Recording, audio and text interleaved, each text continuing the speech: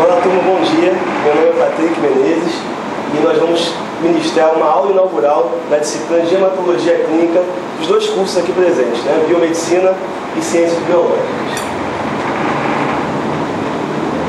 Quando nós falamos de...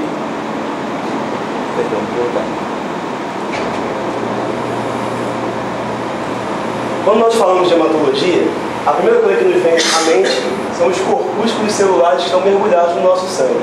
Então essa imagem vem mostrar para a gente, já que é uma aula inaugural de introdução, que nós temos três corpúsculos principais mergulhados.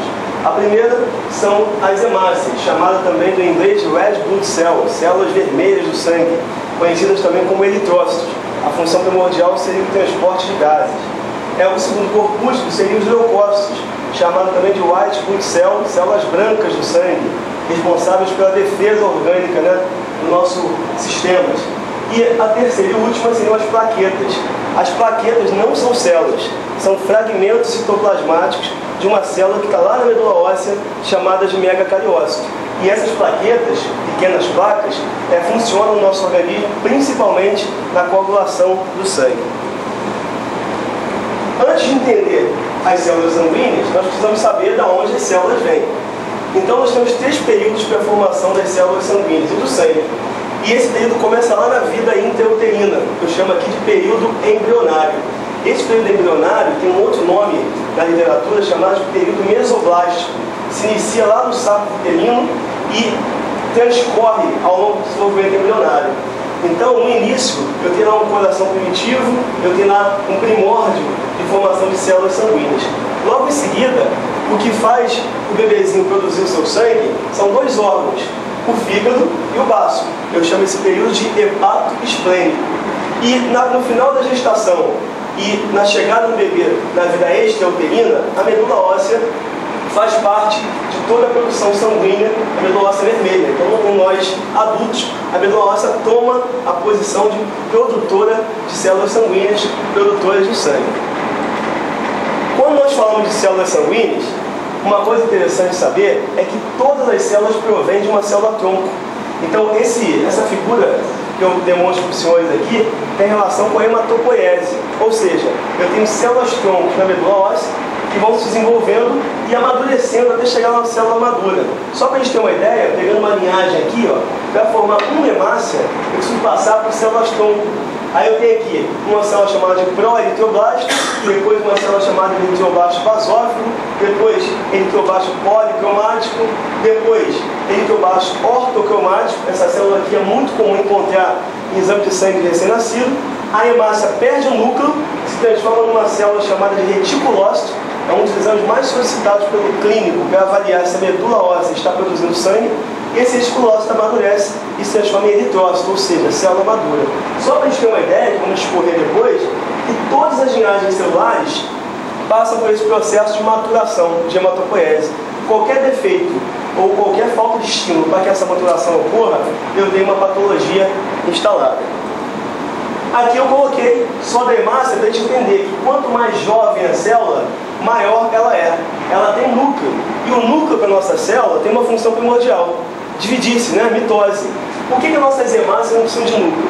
Primeiro que nós temos por milímetro cúbico de 4 milhões a 6 milhões de hemácias.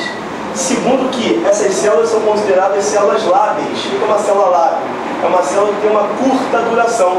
Ou seja, essa curta duração que essa célula tem, eu tenho uma renovação constante por parte da medula óssea e tenho um sequestro dessas células velhas através de um órgão chamado baço. Então o núcleo seria um empecilho. E uma outra situação que a gente aprende lá no ensino médio é que a hemácia ela tem essa forma aqui. Ela é discoide, bicôncava e anucleada. Ou seja, o núcleo impediria a afinidade dessa célula com o oxigênio. Aqui dá para demonstrar uma das características importantes da morfologia do eritrócito. E lá no ensino médio, antes de chegar na graduação, a gente aprende que parece uma bala soft, né? Não é bem por aí não. Mas a gente vai entender que essa morfologia discoide, bicôncava e anucleada é o que confere eficácia na atuação dos glóbulos vermelhos. Além disso, tem uma característica importantíssima desses glóbulos vermelhos, que é a plasticidade. Essa célula tem uma capacidade de acordo com o seu citoplasma, o seu citoesqueleto, chamada de capacidade reológica. Ela consegue passar pelos mais finos capilares, ela consegue chegar aos alvéolos pulmonares e conformar a forma dela de acordo com o ambiente. Existem algumas anemias, por exemplo, que a hemácia perde essa forma e por isso a pessoa fica doente. Já dentro dos leucócitos, que é a segunda parte da hematologia, a gente estuda os principais tipos de células de defesa. E tem uma classificação básica. Aqueles leucócitos que possuem grânulos no citoplasma, eu chamo de granulócito. Dentre eles tem lá o basófilo, o eosinófilo e o neutrófilo. E os neutrófilos que não possuem grânulos no citoplasma, eu chamo de agranulócito. Aqui compreende os linfócitos e monócitos. Cada célula dessa, todas elas compreendem o grupo de leucócitos, mas cada célula tem uma função específica. Aqui, por exemplo, a gente pode perceber por essa animação o que eu falei lá na frente, naquele quadro de hematopoiese. Eu tenho uma célula tronco, uma célula grande, que vai se amadurecendo ao longo do tempo e gerando uma célula madura. Quando eu tenho, por exemplo, um paciente dando entrada no pronto-socorro, com infecção bacteriana aguda, seja qual for o foco da infecção, o que o médico escreve no prontuário é o desvio à esquerda. O que seria um desvio à esquerda? À minha esquerda, eu tenho células jovens, e à minha direita, célula madura. Então, significa dizer que no sangue desse paciente tem muitas células jovens. Se tem célula jovem, é porque a medula óssea está produzindo muitas células jovens para combater essa infecção. Aqui, cada tipo celular de célula jovem, demonstrando a morfologia e a função de cada uma delas. O sangue tem inúmeras funções. Já que na nossa aula inaugural a gente precisa saber o que é sangue, a primeira definição de sangue que a gente aprende é que o sangue é a porção líquida, né, que tem no meio interno. Mas, na verdade, as funções do sangue são inúmeras. Vai desde respiração, transporte de gases pelo eritrócito, a nutrição, então a chegada de nutrientes nas células, lembrando da bioquímica celular, a excreção, então leva lá para o teu rim, o sangue, excretas, metabólitos nitrogenados não proteicos, ureia, creatinina, ácido úrico, tudo isso. A correlação humoral, essa palavrinha humoral tem a ver com anticorpos, então a sua defesa tem relação com a correlação, e também a quantidade de água que tem no seu interior, que é a regulação do balanço hídrico. Certo? Para fechar a nossa introdução à hematologia, a gente precisa entender o que é anemia. Então, anemia não é uma doença. Anemia é um sintoma. Anemia é qualquer alteração morfofuncional na hemácia. Como assim? Qualquer alteração na forma ou qualquer alteração na função. Por que eu digo isso?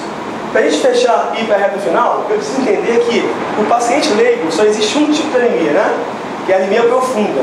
Não existe anemia profunda, só se tem mergulhar com anemia. O que existe anemia são anemias geradas por N situações. A gente vai discorrer para encerrar o nosso encontro de hoje. As anemias ferropênicas ou ferroprivas são por carência de ferro, mais comum no Brasil, principalmente por má alimentação, verminose, lesões de trato digestório, etc. As hemoglobinopatias são as chamadas anemias genéticas, dentre elas anemia falciforme e talassemia. As hemolíticas são as doenças autoimunes, né? Algumas anemias causadas por destruição de hemácias por autoanticorpos. Outra é a anemia aplásica. Essa é muito comum em paciente imunocomprometido. O paciente HIV ele faz um quadro anêmico que não é só a anemia que está presente. A medula óssea dele deixa de produzir leucócito, hemácia e plaqueta. Ele tem um quadro chamado de aplasia, ausência de produção. Fica vulnerável. E a quinta classificação de anemia para a gente encerrar seriam as enzimopatias. É aquela anemia que o vizinho chega e fala: ó, já fui no médico, tomei esforço ferroso e nada deu certo. A anemia dele é enzimática. Existe uma enzima na hemácia chamada G6PD, glicose 6-fosfato deshidrogenase. E por essa razão a gente tem essa anemia que é mais silenciosa. Então aqui a gente fecha um panorama do que seriam as anemias na hematologia. Então na próxima aula a gente vai discutir os achados do hemograma dentro de um paciente sadio patológico. Boa tarde a todos.